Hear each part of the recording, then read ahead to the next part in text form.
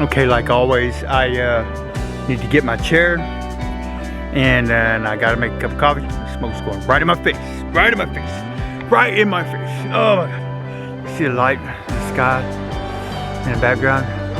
Does that look cool? It looks cool on the camera, man. Hey, yeah.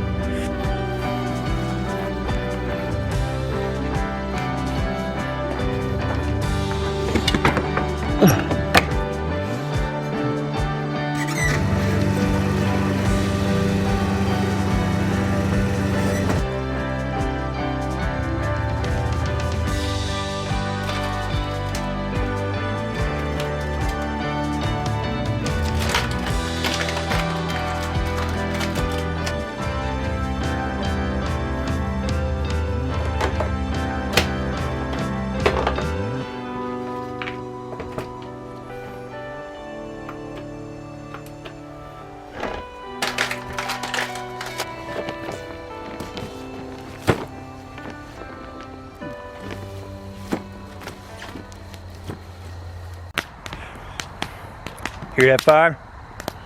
I love it, man. I love it. Fire is looking good, man. See.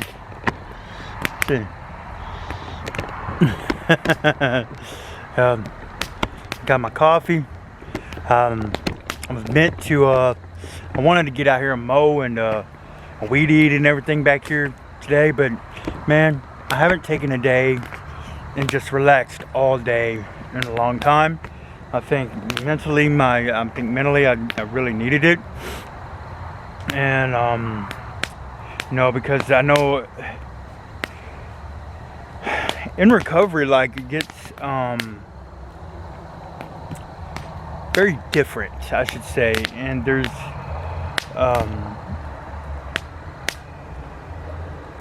I mean, everything. It seems like everything that I've experienced is stuff that's pretty normal to go on with an addict in early recovery.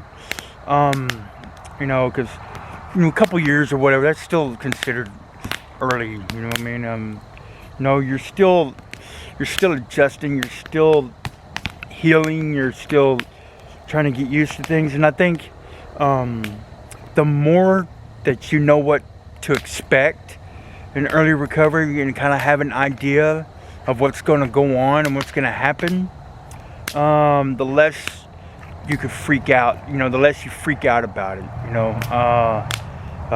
because that's been my case. It's like, man, I got this going on, and like, okay, take for an example, my buddy Brad sent me a thing on, he'll say like, happy and then whatever day it is, and it has these deals about, you know, that are recovery related, and let me just read it to you, okay?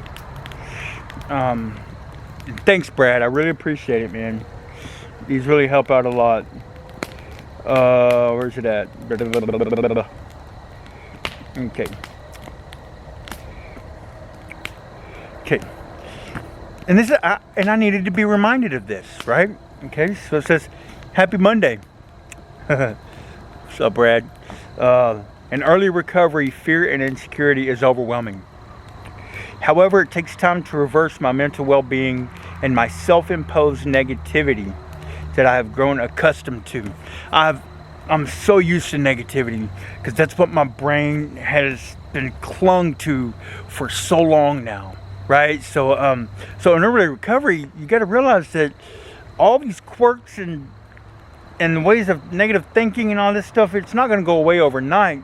But I can have these expectations of, why is this not going away yet? Why am I not better? Why am I this? Why am I doing this? Why am I not doing this? You know, and feelings of insecurity leave me over-dependent on external factors. Admiration, praise, promotions. But even then, the feeling of achievement is generally temporary and short-lived. You know, that's telling me that's my dependencies. I'm looking for something to make me feel better now. I don't want to feel all this fear. I don't want to feel all this insecurity. I want to feel more confident. I want to feel better about myself. I want to feel like I can do this and that I'm not going to fail. I just want to feel better. you know, but then again, who am I just thinking about? Who am I just thinking about? Okay, so getting out of self, right? And then it says, okay, even then the feeling of achievement is generally temporary, short-lived. Soon after I turn inward, digging inside myself for a vein of confidence that remains elusive and out of my reach. Why can't I gain that? Well, let me bring something up. If I've always just relied on self, and self has always failed me, it's going to create fear and insecurity. Okay, so I have to have something more powerful than me to be dependent on, that I can have faith in. You see what I'm saying? And then the more work and the more action I put into it, the more faith I'll acquire. Okay, so yeah, that's what I'm talking about. And so that's why it says, you know, digging inside myself for a vein of confidence that remains elusive and out of reach, because there's not any in there. But I'm still trying to dig some up. I'm trying to outthink this. I'm trying to overpower what's in my head with my thinking. And then you see, and that's why staying close to the program is so important, because you hear things like, it's like you already knew them, but you forget about them. So being in recovery, you know, I hear things that I need to be reminded of, stuff that, like, I'm talking about. You know, I know this stuff, but I don't remember, especially in the heat of the moment when there's all this stuff going on. You know, my brain's just going crazy, and it's just, and I'm just flipping out. You know what I mean? Like right now, you know, I'm supposed to start delivering Amazon packages. You know, and I'm Thursday, and I'm like, oh God, what if I don't do it right? What if I get messed up? What if I mess up? Blah, blah, blah, blah, blah, blah. Going crazy in my head, like, oh my God, see, there's no confidence. There's no, you know, okay, so my confidence level's not that great. So, you know, anyway, okay, so let's see here. What we got? Okay. Yeah, remember to listen. Insecurity makes it difficult for me to make my voice heard, leaves me unable to dissent, and makes me tentative in my personal and work relationships. It leaves me dissatisfied, undermines collaboration, and renders my teams less creative and efficient. If there is one enemy of authenticity and innovation, insecurity is it. No wonder I try so hard to get rid of it, because it stands in the way of what I really want to feel like.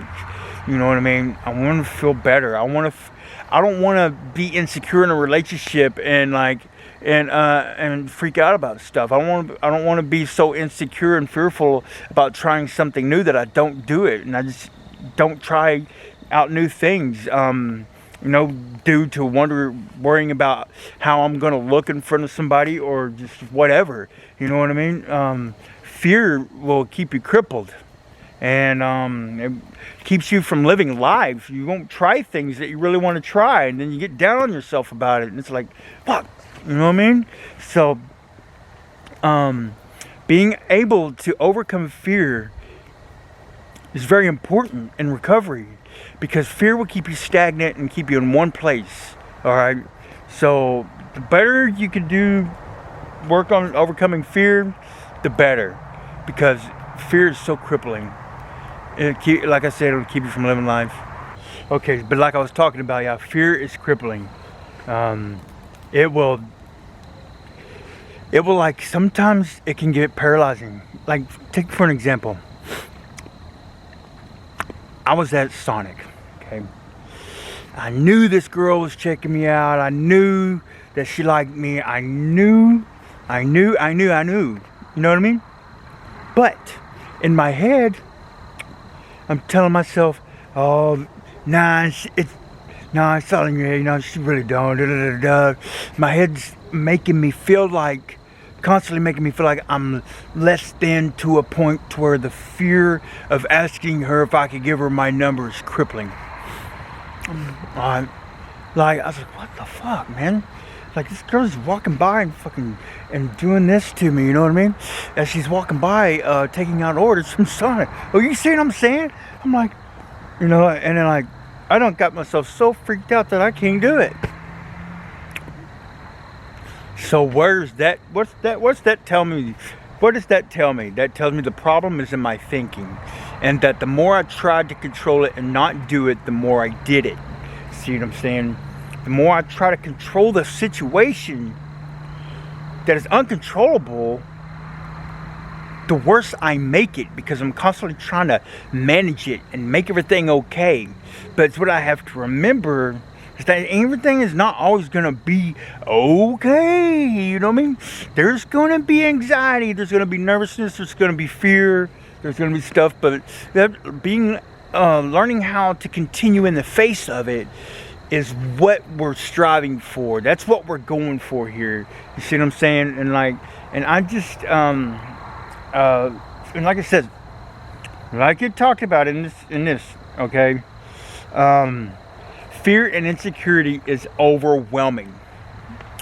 It's overwhelming. And see, so like I'm constantly living in my brain just goes like to this place where it's like this dissociation, like or just like this block out zone where I just keep myself in a spot and I'm not growing like I should be because I'm blocking everything out and like disconnecting, and which is not in the place where I want to be. And it's not a place where I want to be. I want to be overcoming fear, nervousness. I want to be living life. I want to be trying new things and going and doing stuff. You know, filming in public. You know what I'm saying? And just, you know, and all this, you know, this stuff that I really want to do, and it just seems to be so hard because what? It's a fear. Now it's a fear. What is this fear of? Fear of what people are going to think. So what does that tell me? I'm overly dependent upon how people see me. Right? So as long as they see me out cool, as long,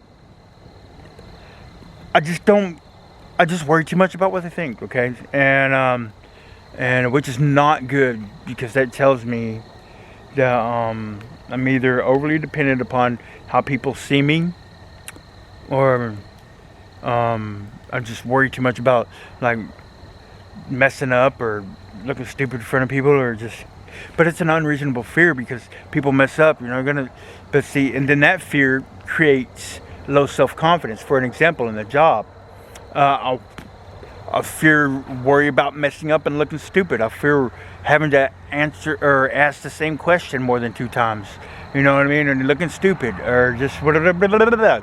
See, so that is what is shattering my confidence about trying out for new jobs and stuff. Okay, that is what's doing that. And see, and so it's and it's really hard. You have to remember that I'm sure they're going to show me when I get there. You know what I mean? They're going to show me how to do it. I just got to remain calm, and yeah, right.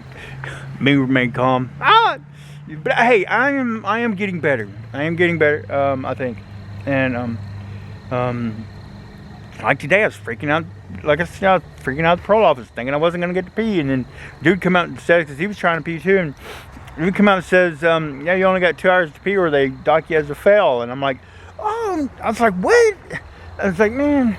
And then that made my nerves even worse, and so I was like, oh man, I gotta pee. So I started drinking all this water, I'll draw all this water. I got like 2 bottled waters out of the machine, and then I got like, and all this stuff, and then like, and I drank so much water that my eyeballs were floating, and but it's just fear. But and then another problem is that I'm very obsessive, so I obsess. It seems like every little thing I obsess over. I don't like it. It's no good. It's no good, man.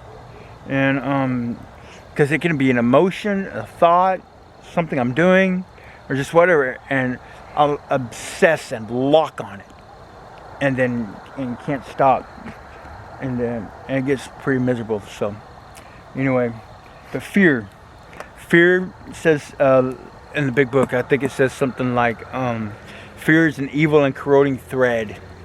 You know, pretty much like, and then like to the effect that it affects every part of our lives.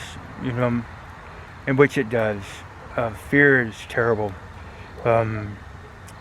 Fear of living, fear of trying something new, and it all goes back to not feeling good enough, right? Not feeling good enough, and not worrying about what somebody else is going to think, or just whatever. So, you know, projecting what I think of myself onto other people. If I think this of me, then they think this of me, you know, and which creates, you know, tension, and you know, nervousness, anxiety, fear, you know. So anyway, I just wanted to get on here and do a campfire talk. I haven't really been doing a whole lot of videos because I've been in my head a lot, and I got to find a way to not do this.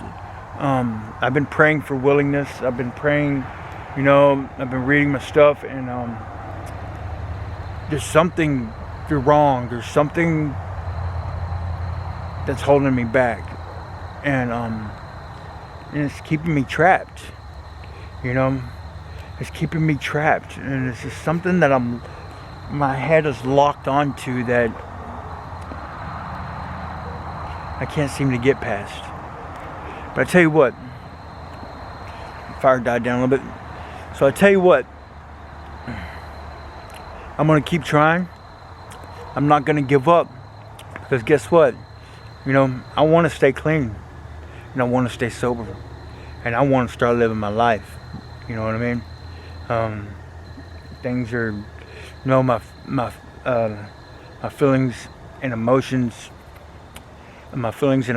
They get all mixed up and labeled wrong, and I'm trying to make myself figure out what's this and what's that, and constantly, because I'm trying to make it go away, because I don't want to feel it. But I gotta allow myself to feel. You know, my emotions and my feelings are there. I have to feel. So anyway, I hope y'all like this video. I hope y'all get something out of it. I'm gonna sit here around around the fire and enjoy this. And much love and much peace to all of y'all. And thank you to all of you out there that watch this video, that have been involved in my recovery, and that have helped me. Oh yeah. And before I forget, I talked to my parole officer today about traveling with my camper. I showed him a picture of the camper I built, right? And he liked it. He thought it was cool. And but I told him I wanted to travel with it, and then he said I had to get a travel permit, and then I could and it'd be good for 30 days. So check that out. So hopefully here before too long, you know, we start taking some trips to some places, and yeah, it'll be fun. And then I'm gonna bring y'all along with me. All right. So I can't wait, guys. I can't wait. That made my day today. That brightened my day. So anyway, much love, much peace to all of y'all out there, and I hope y'all have a great night.